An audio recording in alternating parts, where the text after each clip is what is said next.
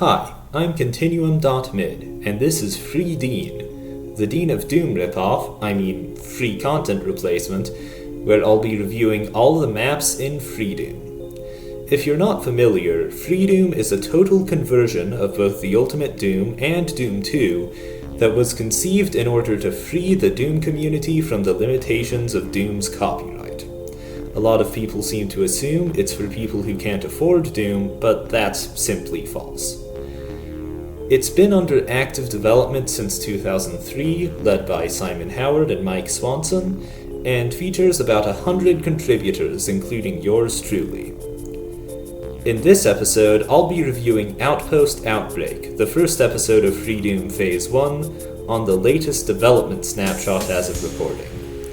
I technically beat Doom's shareware episode first, but Outpost Outbreak was the first set of Doom maps I played during the Doom pilgrimage that led me to becoming as obsessed with the game as I am now.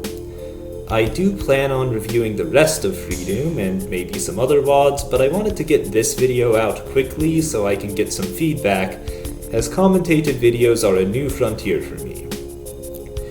I'm a bit more of a casual player than MountPain27, so my rules are slightly different. I will rate each level's quality and difficulty on a scale from 0 to 10. My source port of choice for recording is DSDA-Doom. I play on Extreme Carnage, usually continuous, but sometimes from a pistol start if I feel like it. I save however often I like, but usually not too often.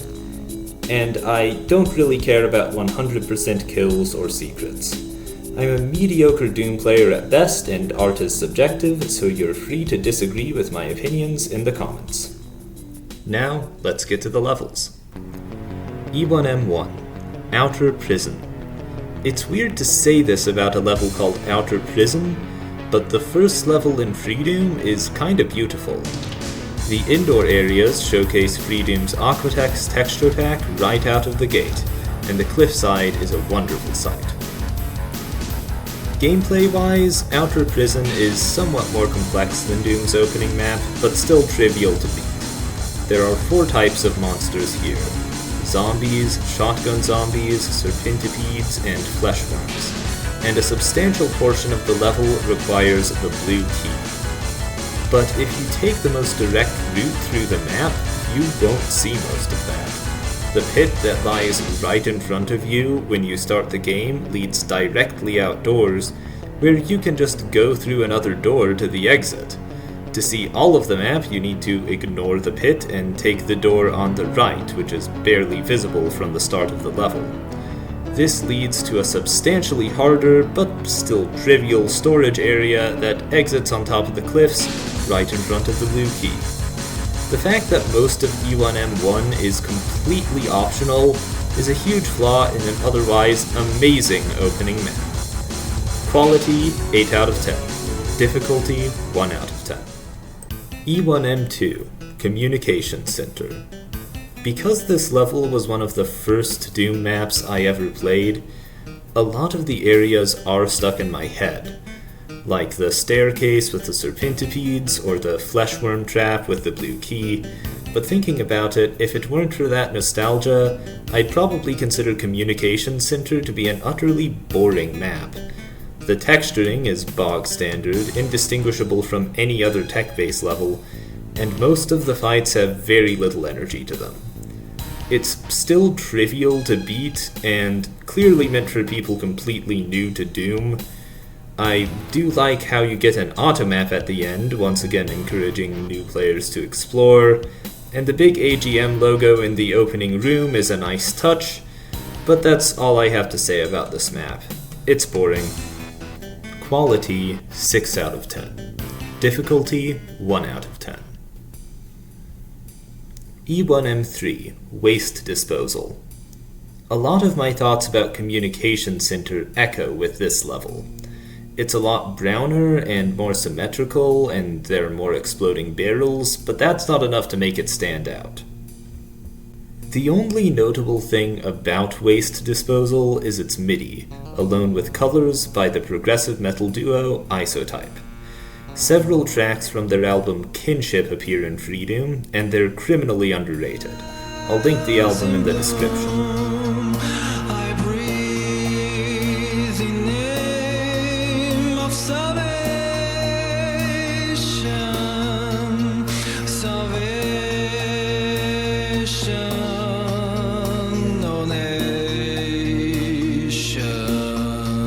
Backtrack to the opening room after finishing the level, and you'll find a walkway to the secret exit. It's like how Doom's E1 secret exit opens, but easier and less flashy. Waste disposal is completely inoffensive. Quality 5 out of 10, difficulty 1 out of 10. E1M9, Nutrient Recycling. This is one of Freedoom's newest levels, and it's easy to tell by the fact that this level is big, nicely textured, and features a snazzy MIDI track by Quarry, whose work in Freedoom's latest release took it from having one of the worst Doomwad OSTs to having one of the best.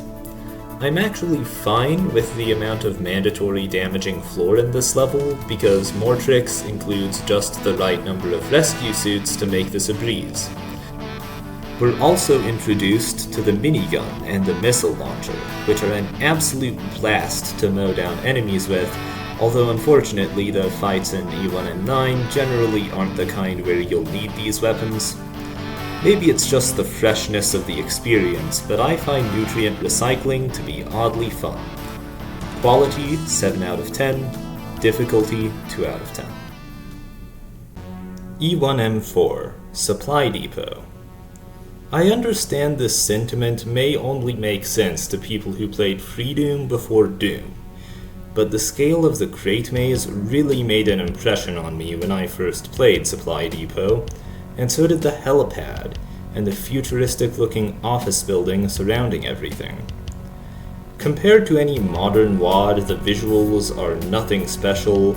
Even Freedoom will surpass it. But this was one of the first maps I played that ditched abstraction in favor of verisimilitude. Supply Depot's combat holds up better than its visuals. There are plenty of big clusters of zombies and aliens ready to fall to your minigun or to the optional rocket launcher. The early traps are really easy to deal with, but I remember them catching me off guard when I was a Doom noob. So hopefully my rating still makes sense without my nostalgia. Quality 8 out of 10, difficulty 2 out of 10. E1M5, Cloudspire Keep. Cloudspire Keep is Freedoom's newest map, contributed by an anonymous mapper, and it's a bit of an odd one. It's very abstract, and not just in the texturing. The anonymous submitter seems obsessed with switches that open nearby doors and platforming, but none of it challenges the player in any significant way. You shouldn't have much trouble with the combat either.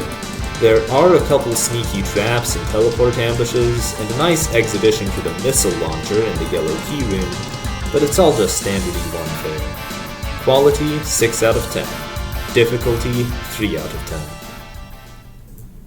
Footnote: if you're playing on 0.13, which is the latest stable release, you'll instead get a map called Armory, which is just a bunch of square rooms with haphazardly placed hit scanners. It's one of the worst maps I've ever played, so I'm glad it's gone. E1M6, Training Facility. Training Facility is the Outpost Outbreak level I'd give the highest marks for combat design. It keeps you constantly on your toes with sneaky traps, clever monster placements, and a consistent forward rhythm of action, all while still being easy enough for a newcomer to beat without saves. I especially like the walk through the poison pit to get the red key, and the extensive yellow key teleport ambush. Only real downside is that the visuals are kind of boring. The big open areas look great with Freedoom's texture pack, but that's true of every level that has one. Oh, and this map introduces the hatchling. It doesn't make much of an impression, but it's here. Quality 8 out of 10, difficulty 4 out of 10. E1M7, Xenobiotic Materials Lab. I'm ambivalent towards Xenobiotic Materials Lab.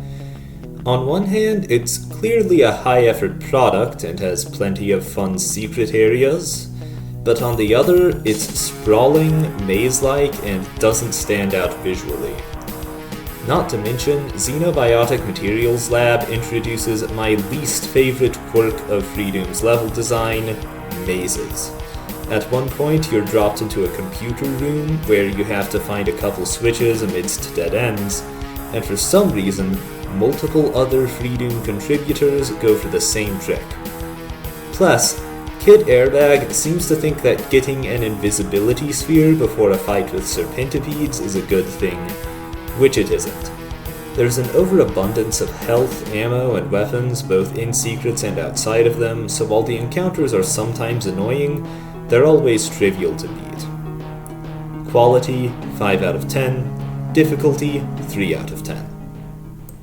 E1M8 Outpost Quarry.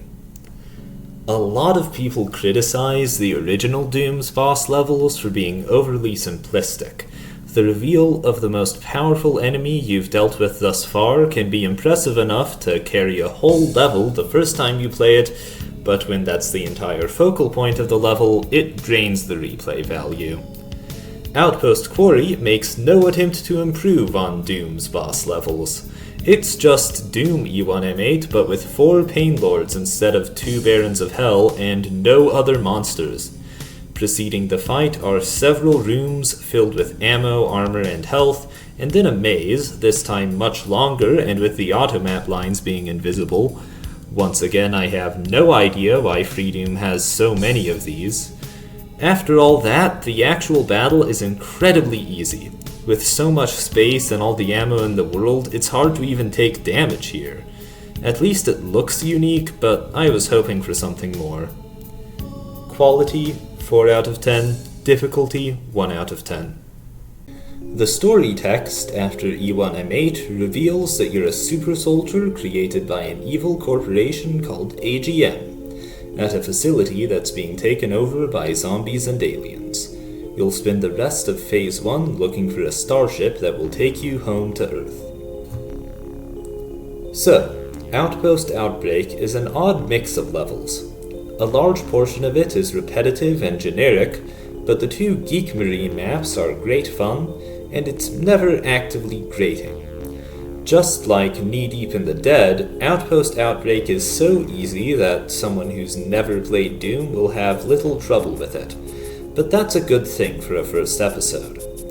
I'll save the overall quality and difficulty grades for when I'm done with Phase 1. My favorite map this episode was E1M4 Supply Depot. My least favorite was E1M8 Outpost Quarry, and I guess E1M6 Training Facility would be the hardest map, but everything here is super easy.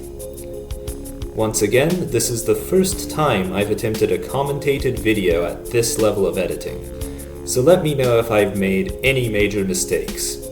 Special thanks to Uni the Cutie for figuring out who made all of these maps so I can give credit.